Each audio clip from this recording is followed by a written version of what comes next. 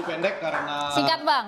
Karena kita ingin mengakomodir teman-teman supporter juga durasi tipis dan mahasiswa. saya disuruh pendek, tapi saya cuma mengatakan banyak hal yang tidak bisa tersampaikan. Ya, tadi waktu break ada yang berdiri sambil menyatakan bahwa itu ada di manalah target itu gitu.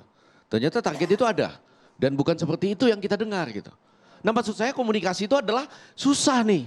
Begitu ada situasi sudah demikian besar, ya karena kesalahan kita juga, sehingga kalau orang kritik langsung dimusuhi gitu-gitu ya.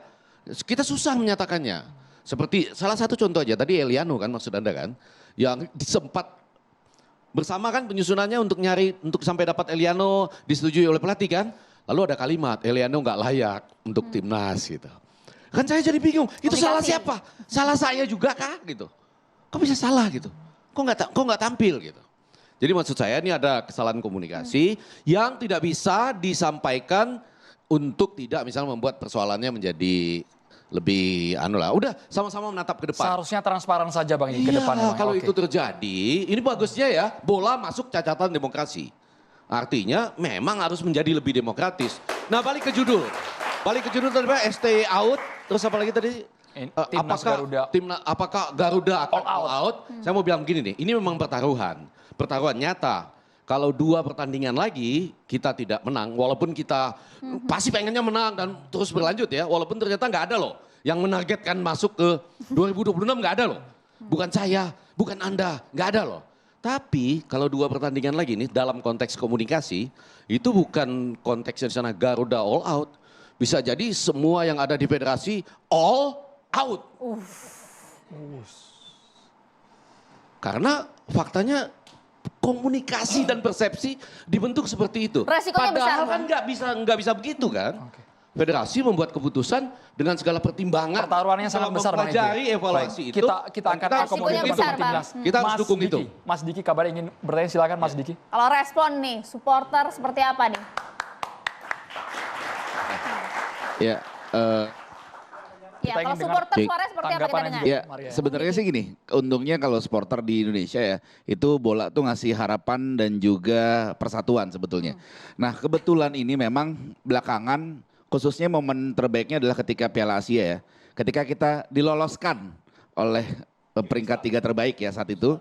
Saat itu juga saya langsung ketika lolos, saya langsung beli tiket akhirnya berangkat ke Qatar saat itu. Karena kapan lagi Indonesia main di 16 besar Piala Asia lawan Australia walaupun kalah 4-0. Tapi ya itulah harapan dan impian dari penggemar sepak bola. Hari ini kan kita juga dikasih harapan yang sangat amat tinggi. Dengan kita bisa loh lolos Piala Dunia, kita bisa loh padahal ya kalau mau fair dan objektif mungkin kita harus sama-sama berpikir apakah kita memang sudah layak untuk lolos Piala Dunia tahun 2026 ataukah memang seperti tadi Pak Rahim bilang bahwa ada proses loh. Sepak bola ini ada bertahun-tahun sampai saatnya nanti kita memang pantas lolos. Kalau saya dengan kejadian Sintayong ini bahwa kalau memang misalkan prestasi yang kita capai saat ini terjadi karena pelatih menggunakan pemain lokal liga kita atau pemain asli kita, saya mungkin dan teman-teman akan jadi orang paling depan untuk protes terhadap federasi atas keputusan ini. Tapi kan nyatanya tidak, bahwa ada banyak hal khusus yang didapatkan oleh pelatih dan akhirnya punya pemain yang memang kualitasnya sesuai dengan ekspektasi pelatih itu yang akhirnya bisa bermain dan seperti sekarang. Kita masih ada 2 pertandingan kandang dan 2 tandang. Dan 2 tandang ini serem-serem sebetulnya. Dan 2 kandangnya juga nggak gampang juga loh. Lawan Bahrain juga nggak gampang sebetulnya. Lawan Cina juga nggak gampang. Kita kalah di Cina ya. Oke, Cina memang sebenarnya lebih bagus sebetulnya. Bahrain pun ya posisi juga lebih bagus. Kita nahan Arab Saudi itu memberikan kita sebuah kayak ini harapan, kisah dongeng. Kita lagi dibawa dalam sebuah dongeng yang ya entah tujuannya apa. Tapi yang jelas yang jadi saya concern adalah apa saja sih upaya-upaya yang sudah dilakukan oleh federasi untuk STY ini bahwa ini loh maunya tuh seperti apa sih timnas atau roadmapnya federasi dan STY terhadap masa depan sepak bola Indonesia itu seperti apa sih? Karena saya juga pecinta klub lokal bahwa saya berharap banyak anak-anak muda dan adik-adik saya nanti untuk bisa main di timnas Indonesia. Kira-kira seperti itu mungkin. Oke. Bang Arya. Bang Arya langsung dijawab. Boleh ditanggapi Bung Arya. Ya, seperti yang sering kami sampaikan bahwa kita kekurangan pemain. Pemain lokal kita pun kurang juga kita. Jumlah 150 pemain harus dipenuhi.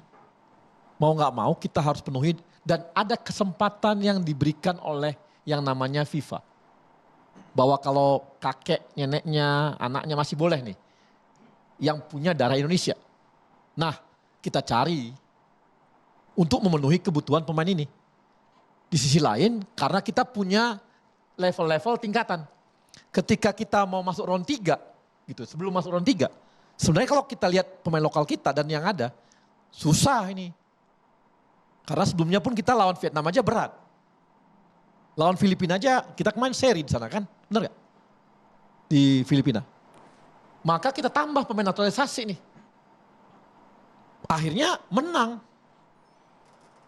Di Vietnam yang kita nggak pernah menang karena ditambah dengan pemain naturalisasi yang membuat kita naik round 3. Ketika masuk round 3, kita lihat lagi nih potensi kita.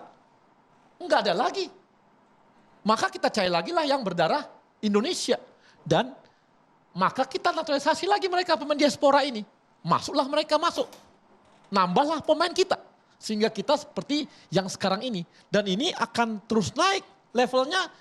Apakah yang sekarang ini bisa untuk masuk Piala Dunia atau nanti di Piala Dunia bisa masuk ya? Apakah masih levelnya juga? Bisa jadi enggak juga. Mau enggak mau kan kita naik lagi level kapasitasnya. Karena ada opportunity, kesempatan yang diberikan oleh FIFA tadi.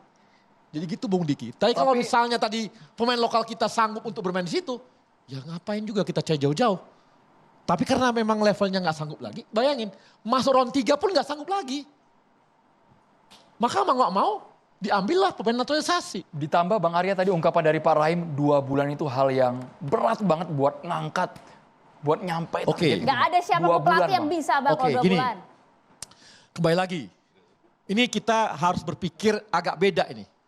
Cara melihat pelatih dan mengambil pelatih.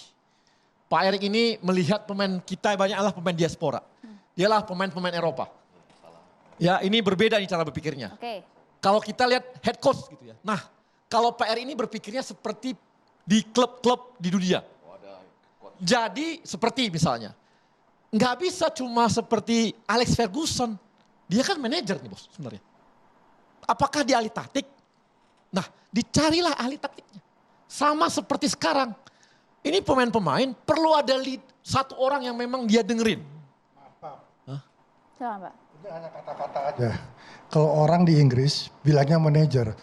Kalau di daratan head coach. Iya ya, bukan Pak. Maksudnya gini, mereka itu tetap ada dilengkapi juga. Ada yang namanya, ada yang levelnya head coach, ada yang betul-betul technical.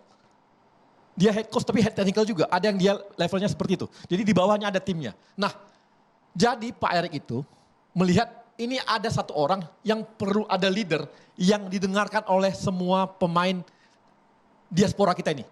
Yang kalau dia ngomong A, semua akan oke, A. Maka dicarilah figur itu. Tapi dia juga akan ditempel oleh seorang pelatih teknik. Yang jagoan teknik, yang lagi udah dicari juga. Dan levelnya di Belanda juga. Sangat kuat juga. Ya kalau bisa, pokoknya dia berapa kali berhasil membuat dari klub Liga 2-nya Belanda menjadi promosi ke Eredivisie. Beberapa klub. Jadi pernah dinaikkan. Jadi dan lagi satu lagi ada asisten lagi di bawahnya yang kuat juga. Jadi ini adalah tim pelatih yang memang levelnya 3-3 levelnya kuat. 3 orang dalam satu tim nih ya? Iya. Jadi memang ada yang satu figur yang memang pemain-pemain tuh segan lah lewat dia. Kalau kata anak wartawan, abangan. Kalau abangan kan gitu ya. Abang, siap bang, siap perintah bang. Kita carilah orang seperti itu. Dan maaf ya, ini mulai ada hasilnya juga.